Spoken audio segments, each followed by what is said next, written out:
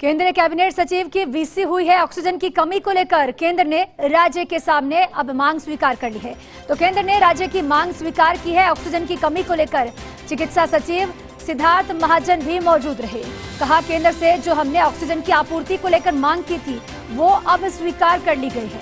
अब भिवाड़ी प्लांट से 65 टन की बजाय 80 टन ऑक्सीजन प्रदेश को मिल पाएगी। उम्मीद है कि प्रदेश में अब ऑक्सीजन की कमी कोरोना के मरीजों को नहीं होगी। केंद्रीय कैबिनेट सचिव राजीव गौबा ने सीएस निरंजन आर्य के साथ वीसी की और ऑक्सीजन की कमी और साथ ही आपूर्ति को लेकर बात कही।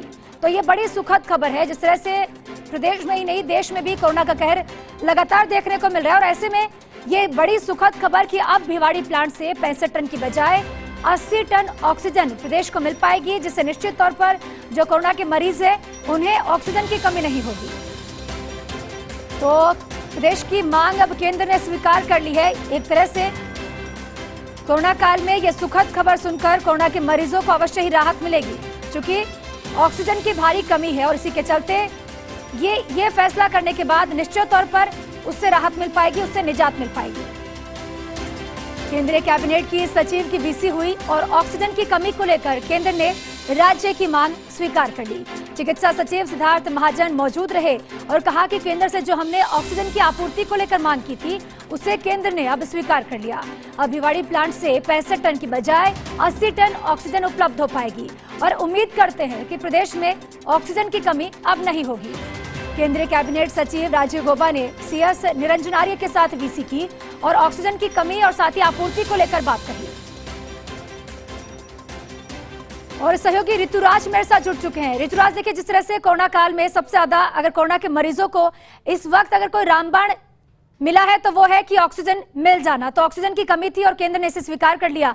और क्या इसको लेकर अपडेट है? चूंकि देखिए भिवाड़ी प्लांट से 65 टन की बजाय अब 80 टन ऑक्सीजन मिल पाएगी।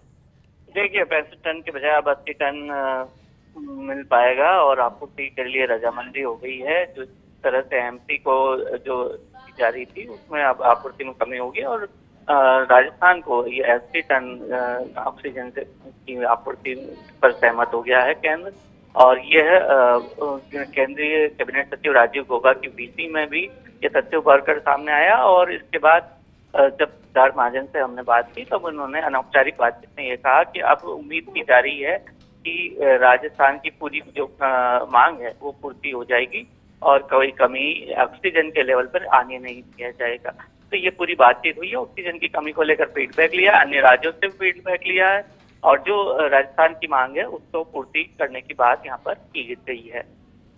ऋतुराज, देखिए, जिस तरह से राज्य की मांग थी, चूंकि देखिए पहले वैक्सीन की कमी के चलते वैक्सीन का अभियान बीच में ठप हो गया था, लेकिन चलिए वो भी पटरी पर आ गया। और अब ऑक्सीजन की भारी कमी थी, चूंकि लगातार प्रदेश में आंकड़ों में बढ़ोतरी हुई है, यहाँ तक कि मृत्यु दर में भी इजाफा हुआ है और जो मांग केंद्र से की गई इस वीसी में उसकी आपूर्ति कर दी गई।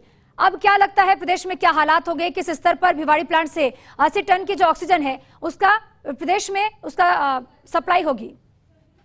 देखिए बिल्कुल, इसके बाद हमने जब सिद्धार्थ महाजन से बात की तो उन्होंने यही बताया कि अब इसकी आपूर्ति सुनिश्चित हो जाने के बाद अब कमी नहीं आने दी जाएगी और जिस तरह से सप्लाई मिलेगी उसी तरह से जरूरत के हिसाब से इसका उपयोग किया जाएगा, यह उन्होंने कहा है। और अब जब की मांग पूर्ति होगी तो कोई कमी नहीं आएगी, ऐसी उम्मीद उन्होंने जताई है। ऋतुराज, इसके अलावा भी चूंकि कोरोना काल में बहुत सारे मुद्दे हैं प्रदेश में, क्या इस पर भी इस वीसी में चर्चा हुई है कि क्या किस तरह से हम सैंपलिंग बढ़ा सकते हैं या इसके अलावा कुछ और मुद्दे? पूरी तरीके से ऑक्सीजन की जो कमी जो चल रही थी तो उसमें जो तमाम राज्य थे जो ज्यादा प्रभावित थे उन राज्यों पर ज्यादा फोकस किया गया और ऑक्सीजन की कमी को लेकर ही इस पर फोकस रहा है वीसी में और उसी को लेकर बातचीत की गई। जी, बहुत बहुत शुक्रिया ऋतुराज। निश्चित तौर पर एक ऑक्सीजन की कमी ही बड़ी कमी थी राज्य में और इसी वीसी में अब केंद्र ने राज्य सरकार की इस मांग की पूर्ति भी कर दी है, मंजूरी प्रदान कर दी है। तो ऑक्सीजन की कमी के चलते अब किसी कोरोना मरीज की जान नहीं जाएगी, क्योंकि ऑक्सीजन की कमी अब प्रदेश में नहीं रहेगी।